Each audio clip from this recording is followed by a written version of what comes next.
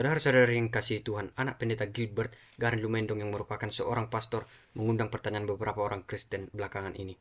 Hal ini karena apa yang disampaikan beliau dalam sebuah video Zoom penuh dengan kalimat kontroversial. Garen Lumendong menjadi sorotan setelah ayahnya beberapa waktu lalu membandingkan antara zakat dan perpuluhan dalam salah satu ceramah.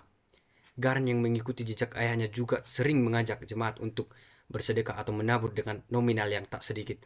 Namun belakangan ini, pernyataannya dalam sebuah video Zoom mengajak jemaat untuk mengirim uang ke salah satu rekening menjadi suatu pertanyaan. Dalam video tersebut, Garen mengingatkan agar para jemaatnya mengirimkan uang yang sudah Roh Kudus bisikan tanpa menyangka buruk bahwa bisikan tersebut berasal dari setan. Dia berkata, salah satunya misalnya, saudara mau menabur uang sebesar 3 juta rupiah.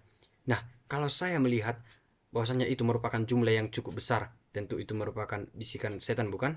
Tetapi pendeta Garen mengatakan bahwa setan tidak akan pernah menyuruh saudara menabur untuk pelayanan. Jadi kalau saudara sangka itu suara setan, jelas salah, tegasnya.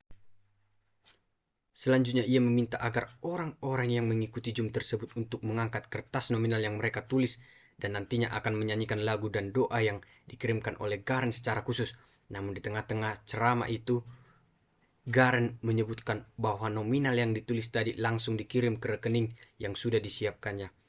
Dan ini yang saya terima barusan, ujarnya. Saudara yang mau menabur, saudara transfer paling lama besok jam 2 siang ini. Tuhan jadi saksinya, kata Jaren, dalam meyakinkan orang-orang yang mengikuti Zoom tersebut. Setelah video Zoom tersebut selesai, terdapat sebuah video unggahan dalam salah satu channel YouTube komentar Kristen. Di dalam video tersebut, tak sedikit yang berkomentar dan berkata, lah tujuannya nabur ini buat apa? Apakah untuk bayar hutangnya Garen? Kok ada batas jamnya? Sebut salah satu orang yang berkomentar dalam video tersebut. Bagaimana tidak, Garen Lumendong mengaku mendapatkan bisikan dari Roh Kudus saat sedang memberikan khotbah atau ceramah kepada para jemaat melalui aplikasi Zoom meeting tersebut. Semua ucapan yang dilontarkan Garen Lumendong itu diakuinya berdasarkan bisikan dari Roh Kudus kepadanya. Nah, terlepas dari pertanyaan terhadap aksi menabur yang disampaikan Garen Lumendong, bersedekah atau perpuluhan memang harus muncul dari diri pribadi seseorang.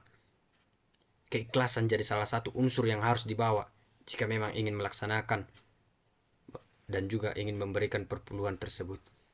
Menabur itu bukanlah hanya berbicara tentang uang pelayanan, melainkan berbuat baik dan juga menolong orang atau melayani. Itu juga merupakan bentuk menabur. Jika dipikirkan secara logika, jemaat menabur ke sebuah rekening yang telah disiapkan oleh pendeta Karen. Nah, bagaimana dengan pendeta Karen tersebut? Ke dalam rekening siapakah dia akan menabur? Firman Tuhan sudah jelas di dalam 2 Korintus 9 ayat 7. Hendaklah masing-masing memberikan menurut kerelaan hatinya, jangan dengan sedih hati atau karena paksaan. Sebab Allah mengasihi orang yang memberi dengan sukacita, Roh Kudus tidak akan bertentangan dengan dirinya sendiri. Jadi jika angka yang muncul di dalam benak atau pikiran karena diarahkan seperti yang ada di dalam video yang telah Garen sampaikan, membuat kita merasa terpaksa atau berat hati, maka persembahan itu tidak berkenan di hadapan Tuhan. 1 Timotius 5 ayat 8 juga berkata bahwa ada banyak cara memakai uang yang kita peroleh di jalan Tuhan.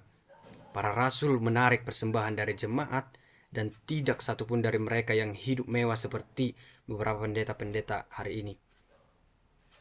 Para rasul hidup secara prihatin dalam perantauan dan penjara. Mereka memakai persembahan untuk penginjilan dan menolong orang yang berkekurangan. Tidak ada rasul yang memupuk atau yang menumpukan kekayaannya dan menaikkan status sosial mereka. Rasul Paulus untungnya sudah pernah berkata bahwa sebab orang-orang demikian tidak melayani Kristus, tetapi melayani perut mereka sendiri. Dan dengan kata-kata mereka yang muluk-muluk dan bahasa mereka yang manis, mereka menipu orang-orang yang tulus hatinya. Di dalam Roma 16 ayat 18 dikatakan bahwa kesudahan mereka ialah kebinasaan, Tuhan mereka ialah perut mereka, kemuliaan mereka ialah aib mereka,